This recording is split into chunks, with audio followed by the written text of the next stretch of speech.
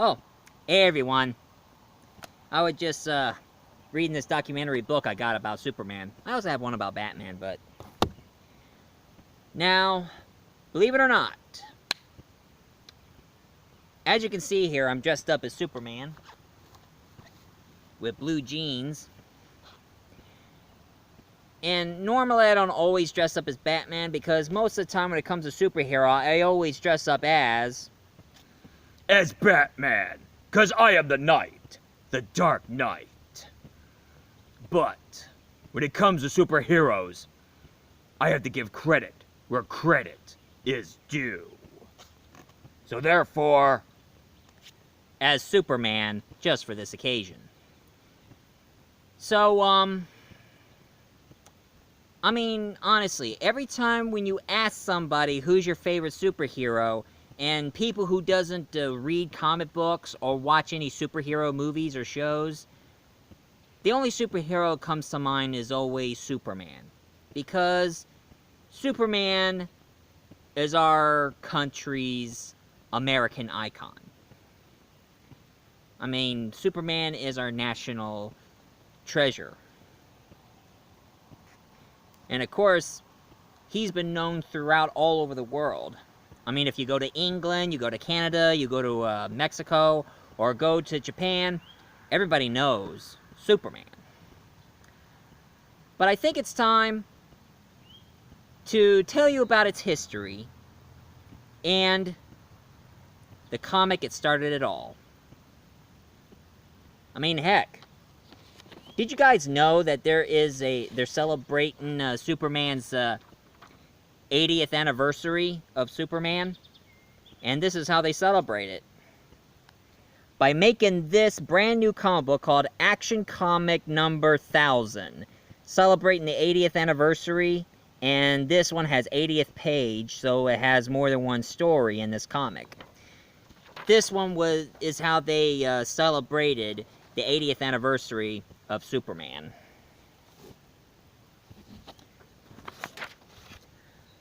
But to get you to that comic, but to let you guys know about that comic, time to go back in the old days. You see, it created by two men who are actually Jewish descent. Well, I mean, they're Jewish immigrants. You see, back in the 30s, Depression was still around, and of course, the war. Actually, the war still goes on. Well, not technically. I mean, there was a lot of things happening during that time. I mean, there were the jazz songs and radio shows, and among other things. Anyway, I mean, World War II is still going on, but we didn't get involved until Pearl Harbor. But anyway, during that time, around the 30s, two of the greatest creators who created Superman was two Jewish immigrants. One named, well, I'll show you to them. Jerry Siegel and Joe Shuster. They were the original creators of Superman. And the first thing, they wanted to create a comic book, and they got themselves hooked into science fiction. So they read all the science fiction books. And believe it or not, originally they wanted to make a story about a guy who calls himself Superman. And it was about a bald, mad scientist who controls people with his mind. And that was their idea in the first place. And then they decided to take it to another direction. Instead of making him be a mad scientist, make him be a superhero instead. Because nobody ever thought of a superhero like that before. So they changed the look, they changed the idea, and this here was the first draft of the first Superman comic they ever made. And this is what it first looks like back then. But they decided one of the And of course, they decided to make a first comic book ever made with the first appearance of Superman, and it's this. Action Comics #1, June 1938. And this was the first look of the first Superman comic ever made. Now, sadly, I don't have a reprint copy of this one because, well, if you ever try to get the original one, those suckers are like like 4,000 bucks. It's that old and that expensive. You have to be insanely rich in order to buy one of those. But after the Action Comics got popular enough, they decided to make a Superman comic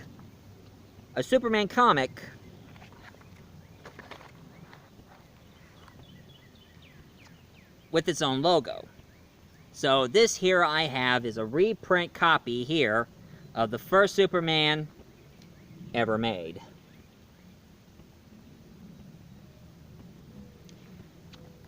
Now, I'm gonna shorten you the story here, but this is how it goes. Shows here that there's a planet Krypton exploded and the rocket came out of the planet, and that there is young Kal-El, aka Superman. And of course he was found by the Kent family, and they raised him as his own.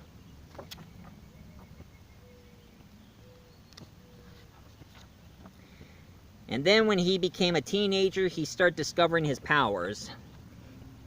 Back then, he couldn't fly, so in this issue, he jumps really, really high, leaping tall buildings in a single bound.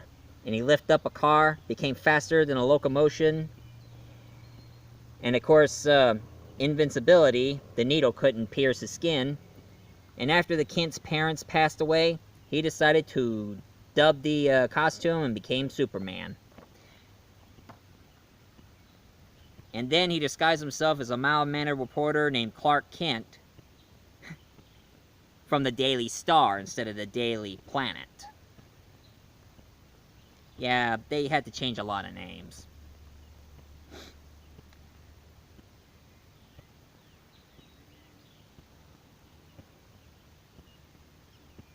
Now, the first story was about a spy and espionage. There's a young girl who was being blamed for being a spy, and they were about ready to have her executed.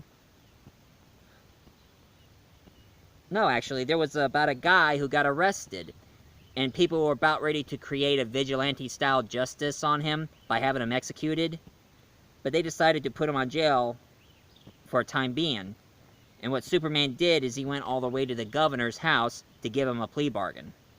So therefore, the governor decided to pardon him and spared his life from execution. And that was the first story of Superman. And then another story about Superman who dealt with a wife beater. I always hate guys who always beats up their wife. I mean, they're a bunch of cowards. And this Superman did just that. The bad guy was about ready to whip his wife until Superman showed up, and he rammed him to the wall, grabs a knife, tried to stab him, but the knife bent him. And then there was another story about a group of gangsters who decided to kidnap Lois Lane. But Clark Kent disguised himself as Superman, grabbed the car where the bad guy was holding Lois Lane, and finally got Lois Lane out of the car. And as like the cover of the Action comic, he smashed the car on the hill, and those are the gangsters running away. So that's what you saw in the first Action comic. And then there was another story about two guys who are about ready to create a war between two countries, and Superman, he tried to prevent that. And what he did, he took this one guy, he grabbed him, and started jumping from tower to tower to tower. He couldn't fly to scare him, so he's just jumping. And here's a scientific fact that's pretty much true. The bad guy was like, "Hey, you're standing on the wires, the telephone wires. Doesn't that electrocute you?" And he says, No, birds always stand on the wires. It's just the pole you get electrocuted. Of course! Don't you know anything about science? I always like to do that reference. Anyway, Superman prevented the war. And there's also another story about a female spy. And she had secret documents. And a group of soldiers decided to have her executed, but Superman saved her life. Hey. And of course, there's another Superman story where they kind of explain a little bit more about planet Krypton, that it was next to Earth. Anyway, turns out that the people in his planet are supposed to have the same powers and ability like he does. And then they get to the story about a group of mine workers. So Superman disguised himself as a bunch of workers helping a bunch of miners out of the cave. And they try to get the rich people interested by exploring the cave. So a group of rich people thought they were having a party into the cave until they discovered they were caved in. Kind of show the people, kind of showing the rich people to show some gratitude and respect to their workers. So they decided to dig themselves out of the tunnel. But Superman helped a little, just letting them know it's not him. And then another one about saving a guy who was about ready to get himself killed on a train. Oh yeah, that's one power and ability that Superman can do. That's one thing they never use in the other comics. Superman can disguise himself as other people. I mean, he can focus their face and he can shift their face to make themselves look like you. And he was helping this one football player become popular. Of course, I thought that was the lamest story. Superman disguising as someone else and helping the player to get a home run. Imagine that. And that was all of Superman stories. And of course, it tells a bit of a history of George Segal and Joe Shuster here.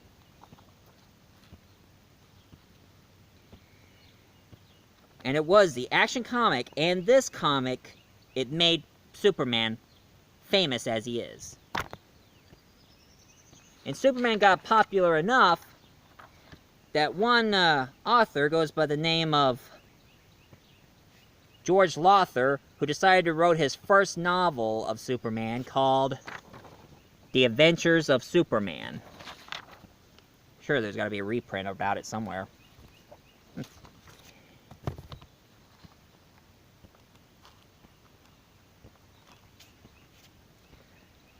And then they decided to make Superman very famous by having him appear in a radio series. And it's kind of interesting that the narrator, well, not the narrator, but the actor who did the voice of Superman, every time when you tell that Superman is coming, I mean, he kind of sounds Clark Kent, kind of rimpy, and then he starts sounding like this. This looks like a job for Superman. Yeah. A little known fact, if any of the kids become a die-hard member of the Superman fan club, a lot of people say that if you grab those little coupons, it's on the comic books, and you have it mailed in, you mail enough coupons that they give you a badge called Superman of America, and this is what the badge looked like. But of course, finding something like that is really, really rare. And you know, I remember something. In the radio series of Superman, here's one thing I found it was pretty interesting. One time, they did a radio episode of Superman where Jimmy Olsen met the KKK. And it was the first time that Superman focused on the fascism where Superman dealt with the KKK and made the members of the KKK look bad. And for those of you who want to know who the KKK are, they're the Ku Klux Klan. Bunch of fascist Americans who wants to be one religion, one nation, one color thing. And then they decided to make something that nobody ever thought of before. They decided to make the cartoon series of Superman. This one was the old cartoons I remember watching. And can you believe that was created by Paramount before Warner Brothers owned the rights? I'm not kidding. And of course, the actor who does the voice of Superman on the radio did the voice of Superman in the animated series. And then in the 60s, they made the New Adventures of Superman. And then it leads to my favorite group of superhero cartoon series I remember watching when I first discovered Cartoon Network. It was a rerun. The Super Friends! I love the Super Friends. And of course, another series of Super Friends with Rex the Wonder Dog, while the other Super Friends has the Wonder Twins. And of course, Challenge of Super Friends versus the Legion of Doom, where they have all the bad guys and made-up superheroes. Now, the made-up superheroes they use supposed to be a little bit multicultural, like there is Samurai from Japan, Black Vulcan, the black guy, and Apache Chief for the Native Americans. And I got confused between Hawkman and Birdman. I thought Birdman was one of the Super Friends, but I was wrong. It was one of Hanna-Barbera's cartoons. And after the Batman animated series they made, that's when they made this, the Superman animated series. And of course that ended in, that pretty much lead to the Justice League, my favorite cartoons. Now enough about the animation. Let's get to the other side of the franchise, television. You know, back then when TV were invented, they made this, the Superman serials. Now, for those of you who don't know what serials are, it was way before television were invented, where they show series in a projection, and they always end the series with our hero getting killed, and then when you return back to the theater, you see them cheat their death. They used that a lot in every serial back then.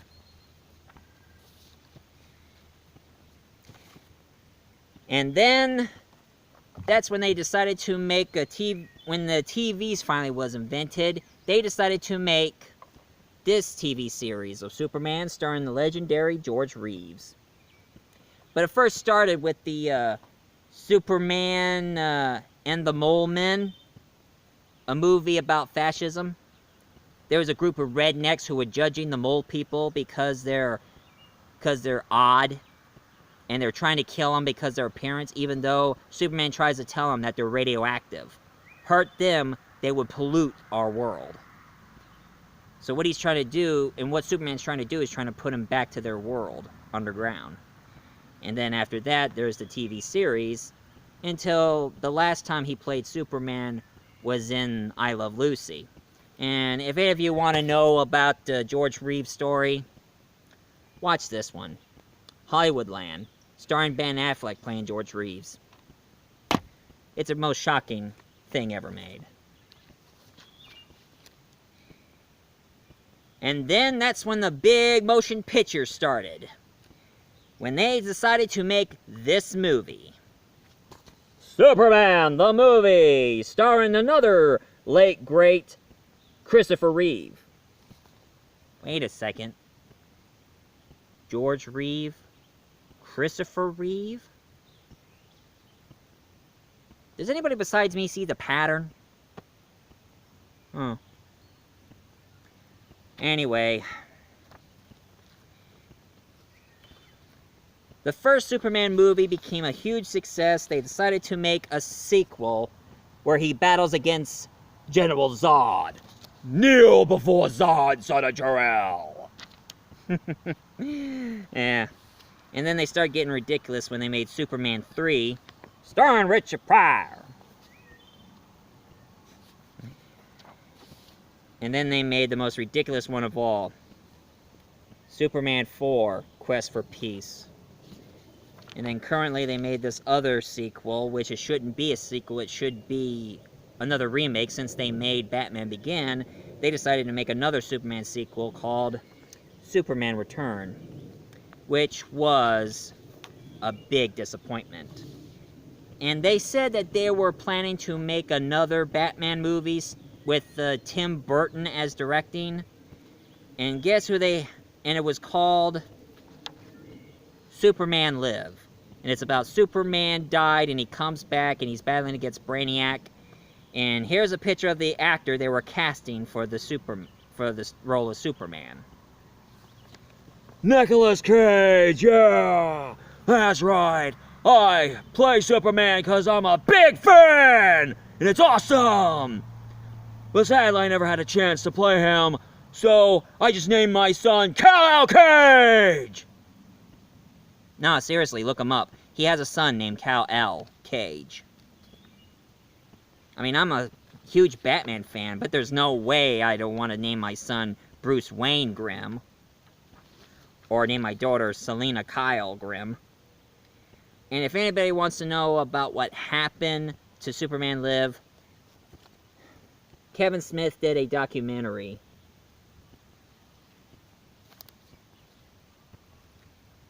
The Death of Superman Live, What Happened. But at least Nicolas Cage does the voice of Superman from the new anime superhero movie coming out called Teen Titan Go. And that's Superman that Kal-El is going to be, that Nicolas Cage is going to be doing the voice of. At least I'm still remembered as Big Daddy on Kick-Ass, and also the Ghost Rider, yeah. But enough on the movie stuff. Let's get to this here. After George Reeve passed away, after George Reeve died, they decided to make a brand new series, and since George Reeve died, they decided to make a brand new series called The Adventures of Super Pup, where now all the characters are all dogs. Except they're all a bunch of dwarves in costumes and on dog mask.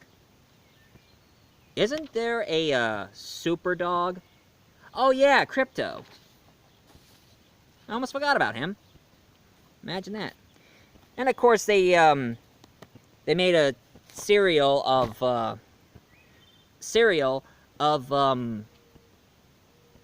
Superboy, but I'm focusing more on Superman. And of course I have this on DVD. Lois and Clark, The New Adventures of Superman. Oh, mama. Terry Hatcher. Normally, I never had a crush on any actress who played Lois Lane. But with Terry Hatcher, boy, do I like sweeping her off her feet. Kind of fascinating. Me holding Terry Hatcher under my arms, flying through the night. Sorry. Get a hold of yourself, man. And then ever since when they made the Superman Return, they decided to do like a backstory of Superman, where it focused more of him being a teenager. And that's when they made this teen drama called Smallville. A little update I gotta say.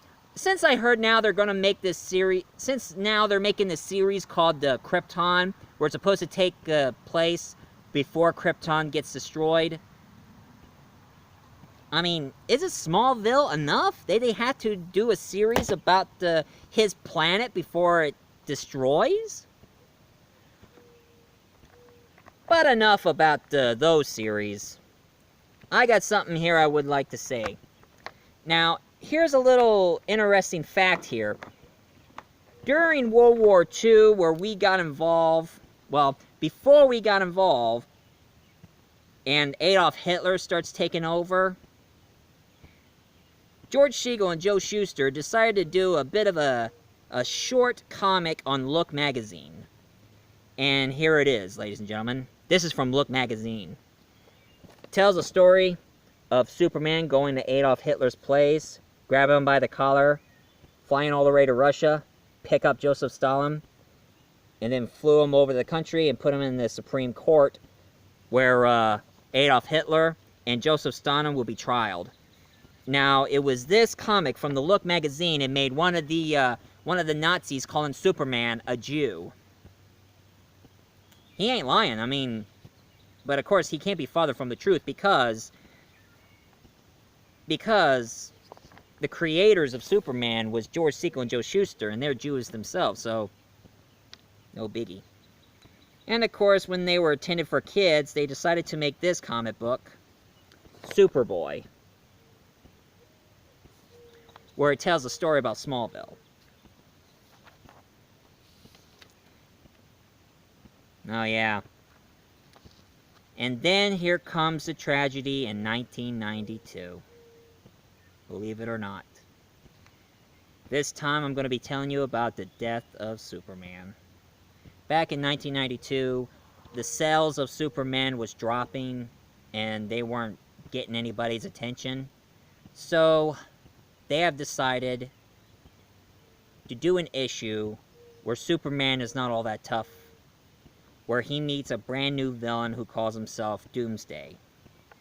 And here is the comic book of Superman battling against Doomsday. Now, for those of you who wants to know who Doomsday is, he's like this giant Hulk-like guy. Gray Hulk, covered with white crystals.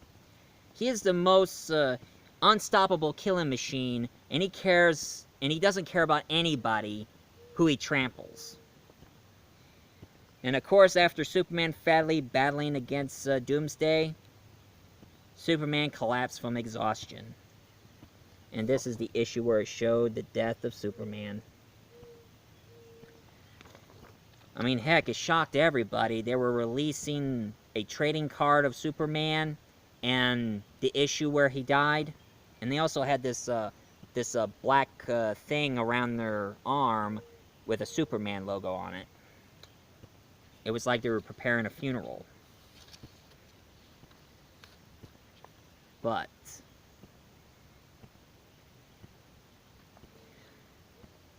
even though Superman is gone, some of his friends did help out.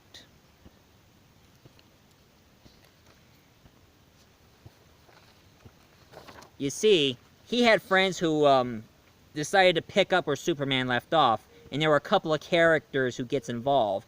Even some of them who turn out to be not exactly good. Like there is Cyborg Superman.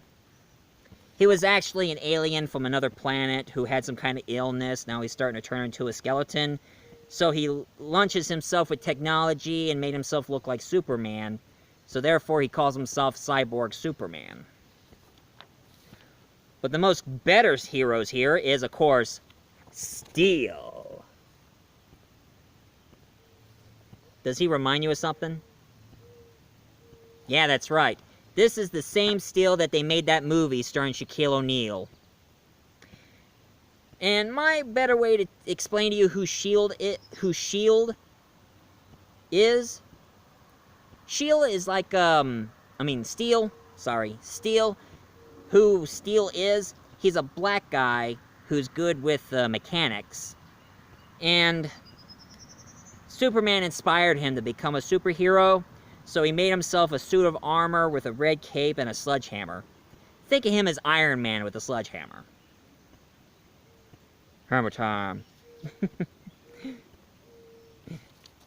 And then there's another character who goes by the name of Superboy. Who he is, he's a genetic clone of Superman. So he's like a teenage version of Superman. And of course, this guy who kind of looks like Superman, except he has yellow sunglasses, even though it looks black, but it's mostly yellow. He escapes me. His name escapes me. I don't know who he is, so don't ask me. Until finally it turned out Superman wasn't dead. He was in a coma. So pretty much he didn't die for good. I mean, he was just in a temporary coma until he finally risen from his slumber. And Superman shows up with a mullet and a black outfit. It was more like his rebirth. Until finally Superman finally got his mind, his memory back, and all the superheroes starts jogging his memory. So now, Superman finally showed up with his old-fashioned costume, but still kept the mullet. For goodness sakes, Supes, get a haircut! This is not the 90s anymore. What a hippie. Until they finally made Superman. I mean, they brought back Superman with the same. They brought his old-fashioned haircut back because all the fans complained about his long hair. Now, this comic book's a little torn, but you can see it.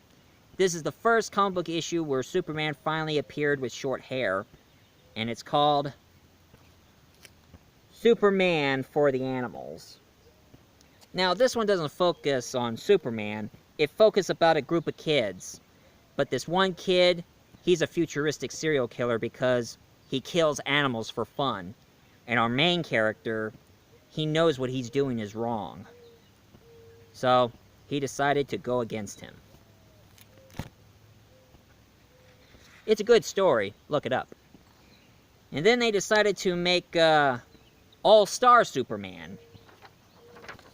And this is it right here.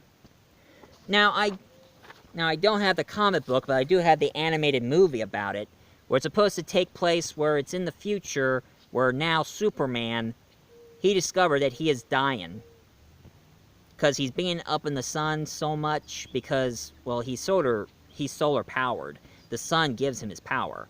But being in the sun too long, it's starting to make his cells break up. And he's going to die soon. So now he's trying to do his last stand and his last save before he goes. Even Lex Luthor got his powers. And he starts trying to kill Superman, but he starts to realize that he's dying. And he needs to do one last thing. And there's a meteorite coming toward the Earth. So it's up to Superman to save the day one more time. But this is an Elseworld story. There's a lot of Elseworld stories of Superman. Until DC decided to make the New 52, and they made their first action comic, Superman with a new look. And as you can look here, this Superman's not wearing the costume. He's wearing a t-shirt, blue jeans, boots, and a cape. Yeah, I'm making myself look like the new 52 Superman. I got the cape, I got the t-shirt, I'm wearing the jeans, and I got shoes. I kind of like this costume, okay? And it's easy for me to dress up as Superman like this than just finding the costume. Until they decided to make a new 52 Superman, where this time, they finally got him in a costume. Without the red underwear. And then when the New 52 got popular enough, after the 3 Batman movies they made, Zack Snyder decided to create a more darker and more realistic version of Superman. And I know I reviewed this before, The Man of Steel. Which I say I like the movie. Too bad nobody else don't like it, but I say this is the best Superman ever made. And yes, for those of you who are going to be asking me, yes, I've seen Batman v Superman. I hate when they made Batman act like a total jerk. And I hate it when they kill him off. I mean, they combined the death of Superman with Dark Knight Returns. But all in all, it is a good movie. And having Doomsday in it, made by General Zod and Lex Luthor's DNA, was ridiculous. And here is the latest first issue of Superman I got, where now DC becomes Rebirth. And I have this issue. Superman #1, DC Rebirth. In this one, this universe, there are two Supermans. They don't know which is the real one.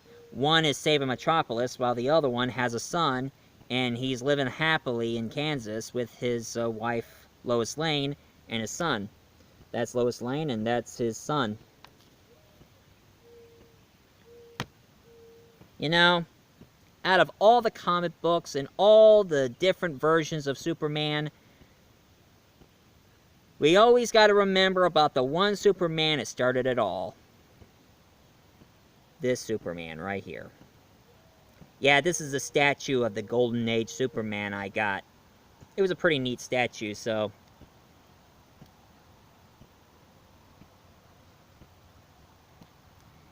So, pretty much to everybody, I guess Superman will live on forever, just like Batman and Wonder Woman.